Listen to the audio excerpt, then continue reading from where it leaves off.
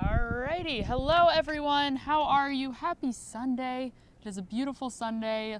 Pretty cloudy, but for us, it's a beautiful Sunday because it means we're not baking out in the sun. A great respite from the summer heat. It had been pretty warm the last week. Yes, it's beautiful. Hello everyone, I am Olivia Reiner. If you are new here, welcome. We're happy to have you. I'm joined today by Pete Doherty. Welcome. Well, thank you for having me. Yes, it's an honor and a privilege. Oh, geez, Pete, you flatter me every time. I do. So hopefully we're up on Facebook. We should be up on Periscope and on our YouTube page as well. So hello, if wherever you are, thanks for tuning in. But I will be taking questions exclusively from Facebook because it's a little bit easier for me. If you ever have a question you want answered early, feel free to tweet me and I'll try to get to your question early on. But yes, I will be taking a look at Facebook. Also, I just wanted to start the show out. We did the same thing yesterday by taking note of the fact that I met another one of our viewers today. Very nice to meet you. His name was Steve from New York. Steve, it was lovely meeting you. Thank you for saying hello. You were in here yesterday. You've got fans all over the country. Well, not just me, but all of us. Yes, we've had a couple of folks come up to us during training camp saying that they watch from all over the place. So you'll get it on the road too at the road games. Yes. You'll get some of that. Yes, I just pulled up what I thought was Facebook to check out the questions, but it turns out it was my LinkedIn. So no one's asking questions over on my LinkedIn, hopefully. All right, here we go. Here we go. Oh my goodness, here you are. Hello, everybody. We got Deborah's from Kentucky. We've got Travis from Stockbridge, Wisconsin. Don is in Vegas. Oh my goodness, Frank is from Vancouver. Michael was with us yesterday apparently, so Jim and I were having a little bit of a conversation about Aaron Rodgers and how he was, I don't know if you noticed this, I thought he was in a little bit of a goofy mood yesterday, but he ran down the field to do one of those shoulder bumps with, who was it, Darius Shepard, when Shepard had his big reception in practice yesterday. And I didn't know what to call it, so I called it a jumpy bump. And so a jumpy bump. We're getting that going. It's going to be a thing now. We're going to start calling it a jumpy bump. So was that yesterday or the day before? I guess there was no practice the day before, where Rodgers seemed like he was a little bit in a bad mood too at times, maybe at the towards the end of practice. I remember him taking a knee after doing his several reps because it hadn't gone well, and he didn't look happy. Yesterday he looked a little bit goofier. He had a good day. The offense had one of its best days of camp so far, and in red zone, I'd have to go back and look at my notes, but he carved him up for several touchdowns in that. He moved the ball really. He took the ball down the field, and they don't finish the drive, but they ran 7 or 8 plays and picked up a bunch of first downs. So it probably was what I would call their sharpest offensive day at camp. I believe it was 5 touchdowns for Rodgers. Is it in the red zone? Yep. And they probably only ran about, I don't know, did they run more than 10 plays with the ones? 7. 7, yeah, that's 5 for 7. That's a really high percentage. Yeah, not bad. So I think it only makes sense that we start by taking Alan's question. What are the Packers going to do about Oren Burks' injury? Are they going to pick somebody up?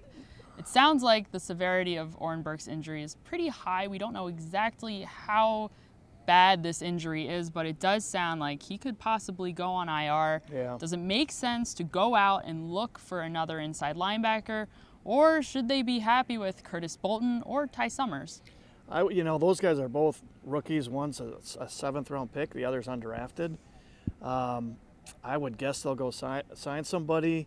Those torn pecs, I'm thinking back, they haven't had that happen a lot here, but when other guys get them around the league, it seems like it's, almost all the time that's a season ender. I'm sure there are circumstances where it's not, but I would think that things, at least right now, look kind of bleak for Burks this season. So I would think they'd go out and at least get a veteran to bring into camp and see if, that would be a little upgrade over what they have, because, 2 rookies, it's a tough way to go. Maybe they just end up playing Raven Green, who's a safety. They have that package where he plays linebacker.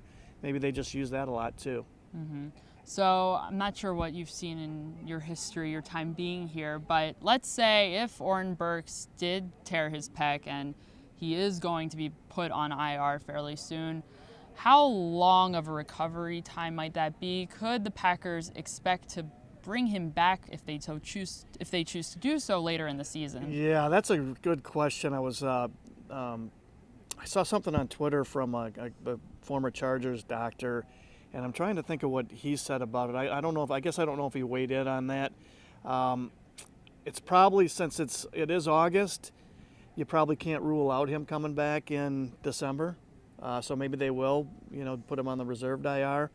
But I think that's usually a fairly long recovery, 4 to 6 months at least. So even that I would bet against, but I would, it's something you obviously cannot rule out. It's not like an ACL where you know for sure he's done for the year if he got hurt right now. Mm-hmm. Blake wants to know, is Curtis Bolton running with the ones? We did see him run quite a bit with the ones today. I'm having trouble figuring that out because you would think that 44 would be ahead of him, Summers. Yeah, you know, we did talk about this yesterday, Jim and I, and Bolton, he had an injury coming into the game against the Texans, if I'm not mistaken. He did. Now, from what I can remember, he was fine going into family night, but Summers played ahead of him on family night. And then I think he missed a couple of practices before the Texans game, but still played in the game. But Summers was working ahead of him. So, maybe it's that those are two different positions. I know Summers has the helmet speaker for the number 2 defense, so maybe they want Summers to continue practicing in that role. But if they know Burks is going to be out for a long time, which it looks like it, if Summers has a real chance to be the second inside linebacker, I would think they would want him working with the ones now at that position. So I'm having a little trouble figuring out, why he wasn't, why 40 was working there. Mm-hmm. It's definitely something to keep an eye on. I'm sure those two will continue to split reps in the meantime. Tommy would like a Kevin King update. Yeah, nothing. No update for Kevin King. Injury information during camp, they don't have to provide any, except for, they tell us what, the vague, leg, arm, whatever, what the injury is. But they don't give any update on when guys might be back. So who knows? Your guess is as good as anybody's. The only update I really have about Kevin King was that he was out during stretch. He was not stretching, but he was doing some ball handling stuff. He was pretending the football was a basketball. He was going in between the legs with the football. Oh, like doing the figure 8 and all that? Yeah. And doing some one-handed throws and catches as well. So he's staying limber out there. He's out there. I would guess he's doing some work in the Hudson Center, but it's probably light. All the injured guys, if they can do anything during practice, they go into the Hudson Center and work with the strength and conditioning staff. For sure. Going back to our conversation about inside linebacker, D suggests that perhaps Josh Jones could fill in that hybrid role, and he did today in practice. Yeah, yesterday he was working so far back in the rotation, it was like he was like the 5th safety, and I don't remember him doing much of anything as a linebacker. But then today, all of a sudden, he was right back there working with the 2s in that linebacker position and with the 2s at safety. So, yeah, he is definitely a possibility there. Maybe this injury changes their thinking with him, and maybe it gets him on the field. Yeah, maybe they read your insider yesterday. Maybe the team read your insider, and they were like, oh, no, we can't have Pete Doherty be right about this. Yeah, that's you wonder sometimes. But, I'll be curious what they do there because he'd been kind of buried on the depth chart for the last, week or so, week and a half. Ismail wants to know, is Darius Shepard, rookie wide receiver, going to make the team? This is something that we actually were just talking about up in the office. And because Trevor Davis is injured, and he's been injured in the past quite frequently, I don't think it's super out there to say that Shepard has a decent shot at making the team if he can contribute on special teams. Yeah, as a return guy. So I'm trying to tick through all the names. So with Davis, if you go with the guys who are, really good bets, I think Davis then would be 6, right? Is that right? So you got Adams, St. Brown, Valdez-Scantling, Kumaro, and Allison. So Davis theoretically is 6. So Shepard would be 7. It's not unusual anymore to keep 7, so I would think he's got a real chance, and he's the one guy on the roster who's like a legit looking slot guy. Those guys are usually smaller and quicker, and he's that kind of guy. So no, I wouldn't. I would think he's, a shoo-in for the practice squad, but you can't rule him out for the 53. I'd agree with that. Ismail, who we just answered your question, we're going to talk about something else. You bring up an interesting point. The Packers cut they released Antonio Morrison in the he was undrafted. He was an unrestricted free agent, correct? So they did not re-sign him. Yeah. However, would he be someone worth looking into to fill in for Oren Burks? Good question. I'm guessing not. I think they wanted to get faster there. So I think they just said, this guy just isn't going to work in this defense. But he does know the defense, so, never say never. I'm not, privy to what they're thinking in their meetings. But if I had to bet right now, I would bet that's not a guy they consider. So I'm sure tomorrow morning we'll get a release saying they just signed him.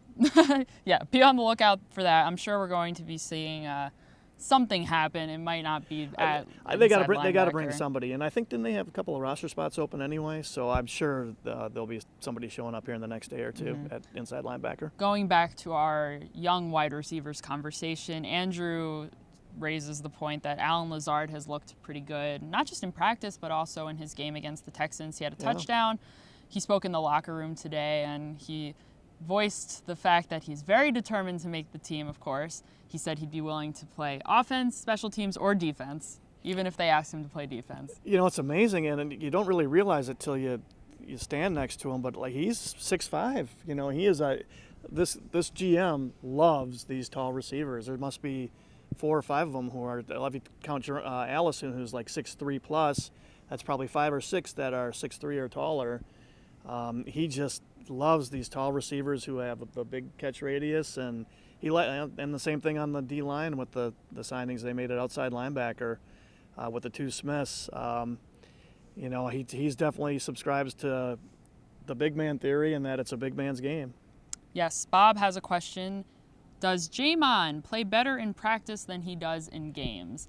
Today, Matt LaFleur said that Jamon had probably his best practice of the entire training camp. I thought he looked fine. I thought he had some good, he made a good catch, I believe. He did. He had a couple. When I was watching, I think it wasn't individual drills, but it was a real small group drill. They threw him a ball over the middle and he dropped that. I just still question whether he catches well enough to be to make it as an NFL receiver. I mean, he's got a lot of talent, but, he's still, I would think he's still fighting a fairly significant uphill battle, even though he was a 4th-round pick. He's, I'd say it's less than 50-50 for him making it at this point. Maybe we're singing a different tune in a week or two. Yes. Richard wants to know, were any of the fullbacks healthy? Did they practice today? Danny Vitale and Malcolm Johnson were both out today, so they were not healthy.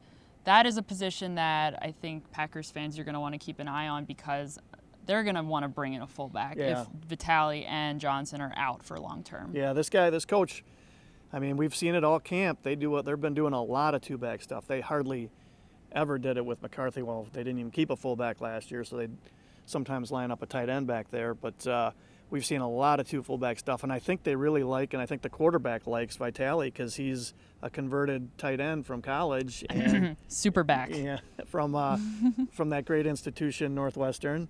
Okay. And he looks like a tight end catching the ball. He had that circle route last week where he looked like a receiver, tight end catching that ball. If he's okay, I could see that guy catching 30-plus passes this year because I think the quarterback will throw it to him and the coach will play him a lot. Yeah, no, absolutely. It sounds like they get along well. Yeah. I know Rodgers has had some good things to say about him. Let's see what we got here. I saw a good question. I see a lot of good questions, you guys. Fantastic. Kevin asks, is Kenny Clark okay? Heard he might have been nicked in practice today. He did go down at some point. I did not see him. He came back. He came back. Yeah, though, he was participating all the way through. Yep. So, yeah, he stuffed a run, kind of a little bit limped off. And I didn't watch him, but Ryan Wood was saying he went down on one knee and the trainers were talking to him. But, a few plays later, he was back out there. And from what I saw, he was playing till the very end. Yeah, so. Question for the audience. We like to tweet out injury updates, and when we see players go down and when we see them leave, we like to share that information with you guys because we think it's important and relevant. Mm-hmm. But every time I do that, I get at least a couple people who are like, why are you trying to scare us? Is that a balanced or no? I mean, you got to put out what you say, and then when they come back in, you say they came back in. Yeah, I try to acknowledge that, but I just, I understand how it might scare you. It's fierce competition out there amongst reporters for getting all that info out. Right. So. Right, but if someone does go down and I don't say anything and they don't come back, and then they're they're done for however many weeks or months, who knows, then what? Yeah, so, every once in a while, they're going to the fans will have to be scared a little bit. Okay. So just, yes, use your judgment. Yeah, I'll leave it there. Michael wants to know how Jace Sternberger is doing. We haven't had an update on him. We don't exactly know where he is, but he has not been practicing. I forgot I was going to ask today whether he actually did have a concussion, and I forgot to because they never said he had one. It was like a day after the injury. They said he's jaw injury plus protocol. Concussion evaluation was the word they used. So, that's a good reminder, and let's make sure we ask that on Tuesday. I've seen him in the locker room. He's been in street clothes in the locker room, but he has not been out at practice at all, not even on the sideline. And even the injured guys. And that came on that one's on a shot that just should not happen in practice. I mean, that just should not happen. That was against the Texans. Yes. So, okay, Tate has a question. How is the offensive line looking? What's the state of the O-line, especially the other day with Bulaga out? Bulaga returned to practice today, so he was taking his reps as he usually would. But we saw Billy Turner, Billy Turner slide over to right tackle. Going to call him Billy Turnover now. That's he turned over. He did turn over. Yeah. Billy Turnover slide over to right tackle. We've seen him there.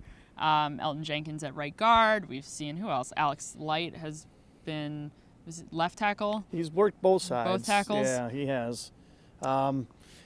You still got to wonder. I mean, we really won't know until they play in real games against good defensive ends. Light and Pankey have looked okay, but they're going against backups in practice and mostly even against the Texans too. So if I'm the Packers, I'm still worried about if one of the tackles goes down. Maybe Turner's okay there. Jenkins has a lot of ability, so they can move Turner out there and put Jenkins in at guard. They also have Patrick and McCray. But I would be, tackle is still a question mark until it's proven not guilty until proven innocent. Okay. So we've got both Frank and Darren in the comments suggesting that the Packers bring back Aaron Ripkowski. That is before my time, but I know he has a legacy, a positive legacy. He did. Among the fans. He was here for a couple of years. I haven't, that's a good question. I don't know if he was even in the league last year, if he's still in shape and still trying to play in the league. And I don't know if he catches the ball quite well enough for what LaFleur is looking for, but, a name to at least keep in our minds. Mm-hmm. Chet wants to know, how did Rashon Gary play on Thursday against the Texans?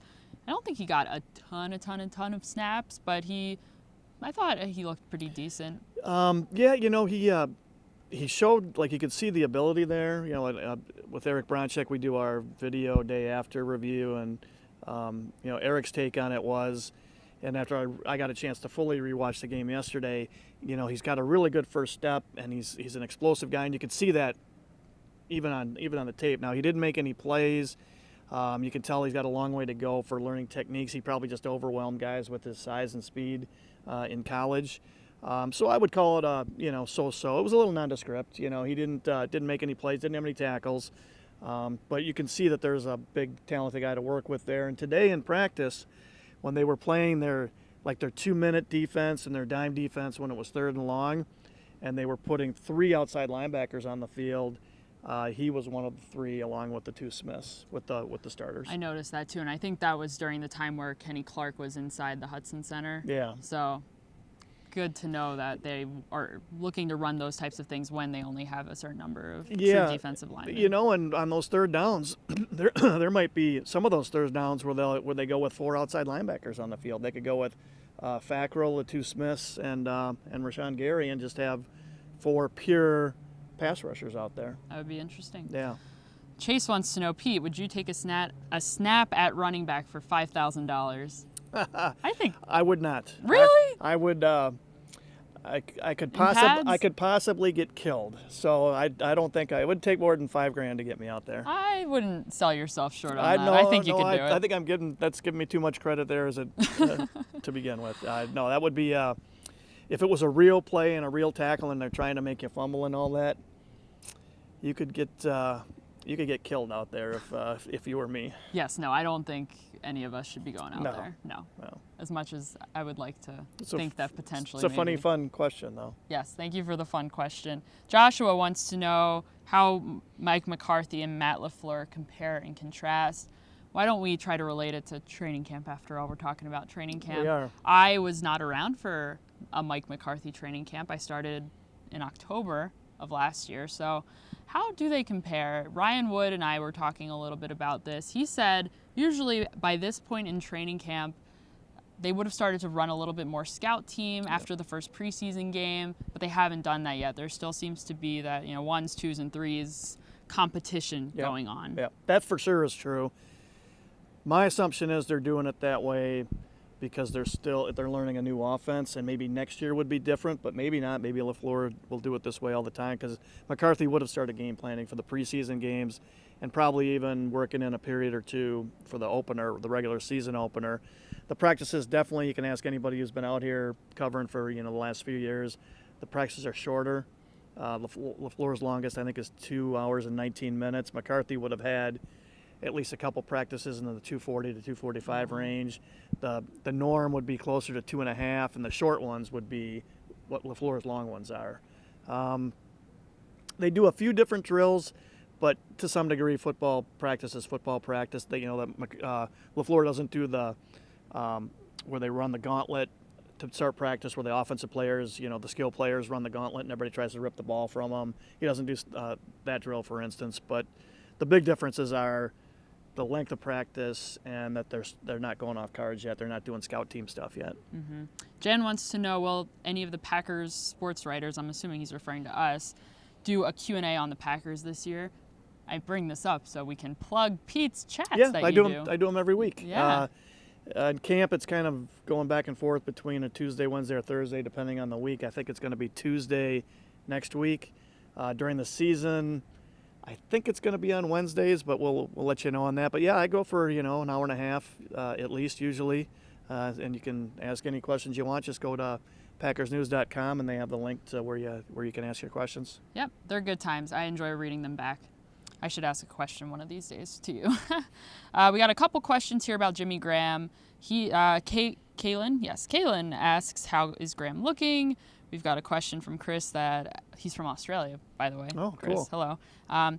He asks, will Jimmy Graham be the Packers' starting tight end for the whole season? That's a really interesting question because I've kind of been wondering if Tanyan just keeps playing well and comes on and improves, because younger guys are going to improve during the season. Graham's at an age where he might slow down, get even slower as the season goes on. So you can't rule out that if maybe Graham would still be the starter, but Tanyan might be playing as much or more. That's at least a possibility. Graham hasn't made a lot of plays in practice. Hasn't been invisible. He had a touchdown today, I think, in the red zone, and he might have had a hot read on a third down for a first down. But been a relatively quiet camp. I mean, the one guy who seems to get all the targets when the ones are out there is Davante Adams. I think he might end up catching 120 balls this year. They are feeding him a lot. He said at the beginning of training camp that he wouldn't mind that. Didn't he say like 180 or something? I can't remember if it was him or not. Said some outrageous number, 150. Because I know we as in the media, we've asked both him and Aaron Rodgers in the past, like, would you like to spread it around? Would you like to see some other guys get opportunities? Thinking, the more the merrier. But they're like, no, of course not. It works. If it works for them, they want to keep riding it. You do what you got to do, and if to win games in the NFL, and if that's the best option is to keep feeding them. Now, I would think defenses are going to come out and say, this is the guy this is our priority, stopping this guy, meaning Davante Adams. Yep. Oh, for sure.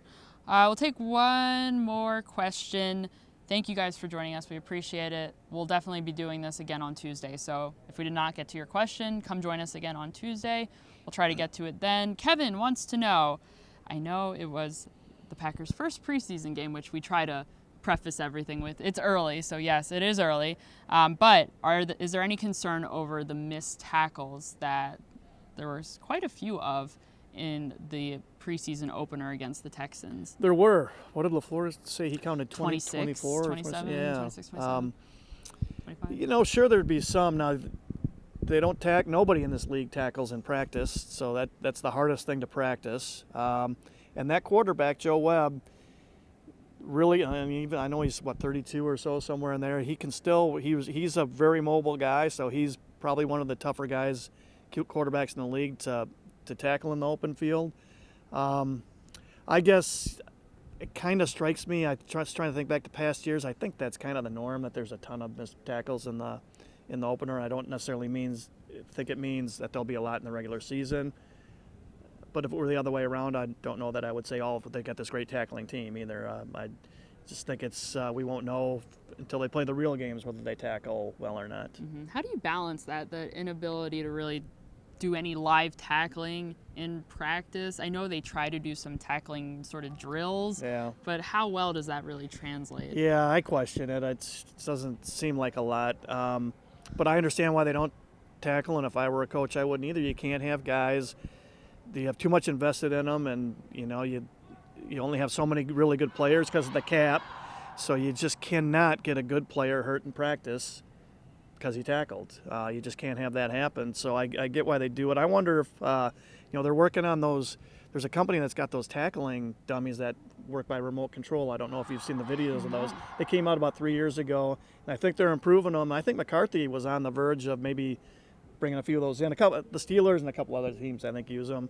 I just wonder if in the not too distant future we'll see them out there on Clark Hinkle Field. Little tackling robots. Yeah, they're just like, they look like the tackling dummies, except that they've got wheels, and so they're the running back or they're the receiver, and so they can go up to, like, I think they said 20 miles an hour, which I think that a sprinter's only going 22 or something like that, 23. Oh, man. So they can scoot pretty good. Now you don't get the body language, which I'm sure tacklers read.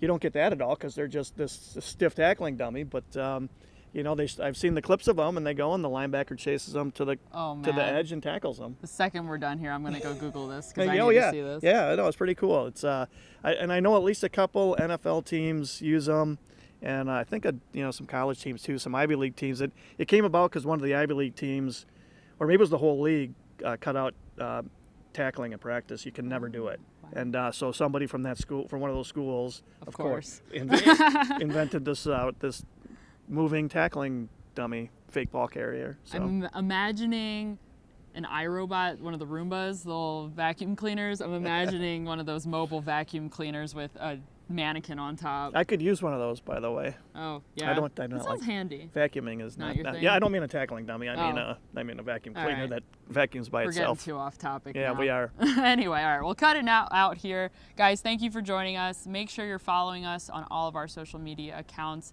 as we are tweeting out and posting lots of information from practice. We're sharing stories with you guys just so you can learn a little bit.